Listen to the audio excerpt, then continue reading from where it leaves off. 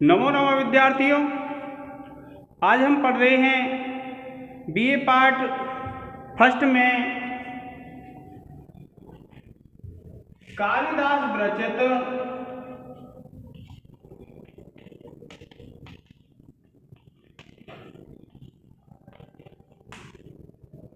रघुवंशम।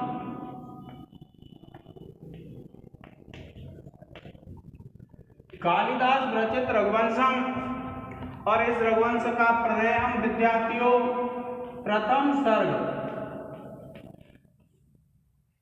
देखिए, जब कालिदास भूमिका बना देते हैं और भूमिका बना देते हैं तो उसके बाद क्या होता है कि कालिदास जो रघुवंश के राजा हैं उनका वर्णन प्रारंभ करते हैं।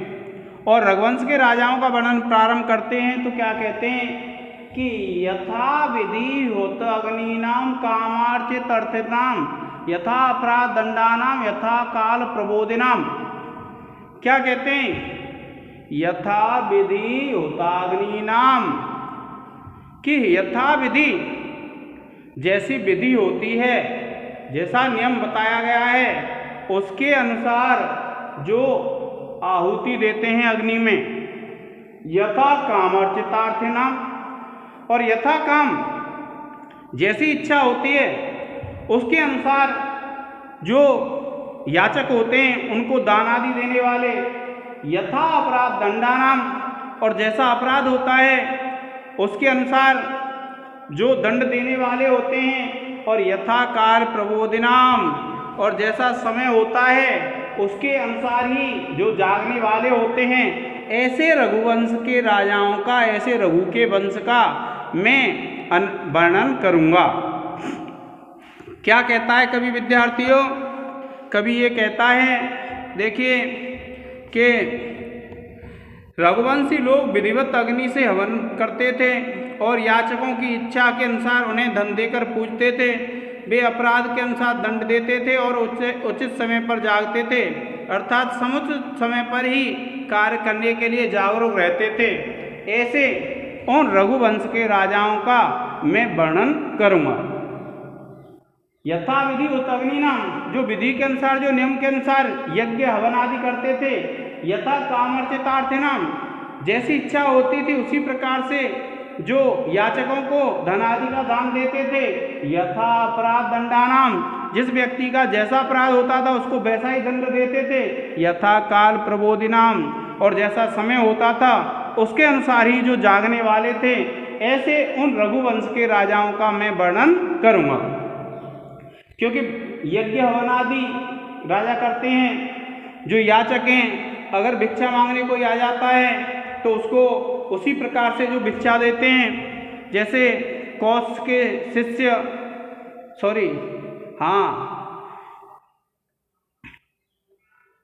एक शिष्य का वर्णन आता है जो 14 करोड़ स्वर्ण मुद्रा मांगता है रघु से, और रघु उसके लिए दान दे देते हैं। इसी प्रकार से जैसा कोई व्यक्ति अपराध करता था वैसा ही जिसको वो दंड देते थे ऐसे, और जो समय के अनुसार जागते थे, ऐसे उन रघुवंश के राजाओं का मैं वर्णन करूँगा। इस प्रकार से वह जो कवि कालिदास हैं वे इसमें कह रहे हैं। अब देखिए, अगर आप विशेष लिखेंगे,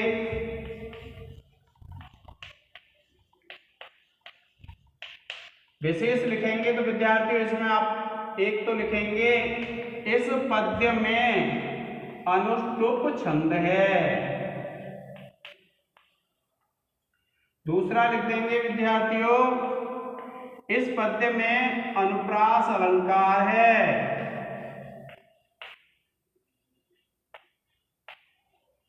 तीसरा लिख देंगे विद्यार्थियों, इस पद्य में वैदर्भी रीति है। इस प्रकार से व्याकरण टिप्पणियां हो जाएंगी विद्यार्थियों, इनको रेखांकित कर देंगे और उसके बाद आप लिखेंगे व्याकरण टिप्पणी।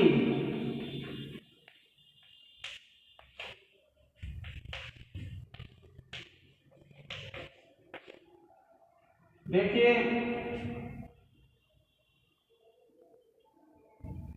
पहली व्याकरण टिप्पणी है यथा काल, यथा काल।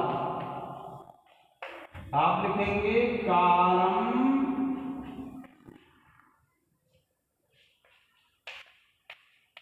अनतिक्रम्य, और आप लिख देंगे अव्ययीभाव समास।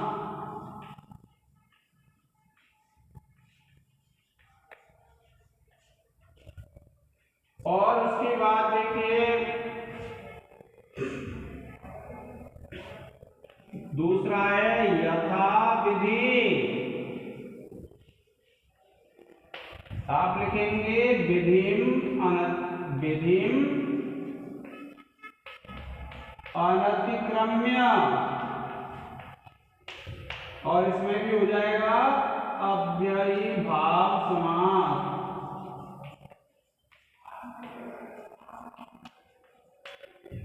और तीसरा है विद्यार्थियों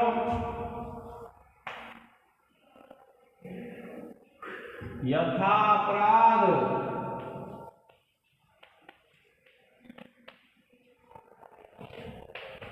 आप लिखेंगे यथा प्लस अपराध, और आपकी संधि हो जाएगी दीर्घ संधि।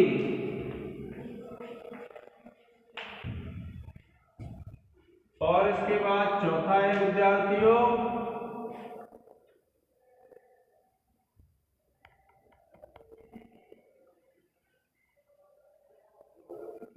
हुतादीनाम।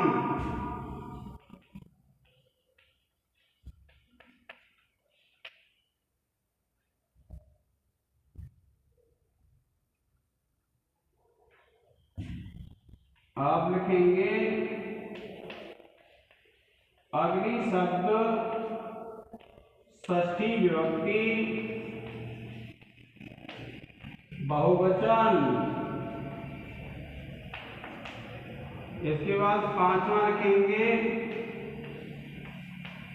दंडानाम। दंड शब्द है षष्ठी विभक्ति बहुवचन।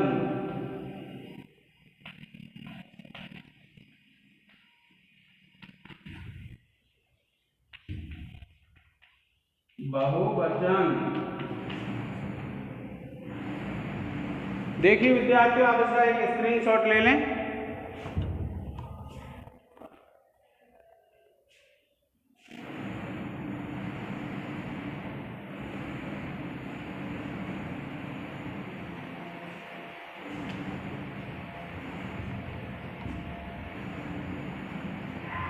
प्रिय विद्यार्थियों आज के इस लेक्चर में इतना ही। धन्यवाद।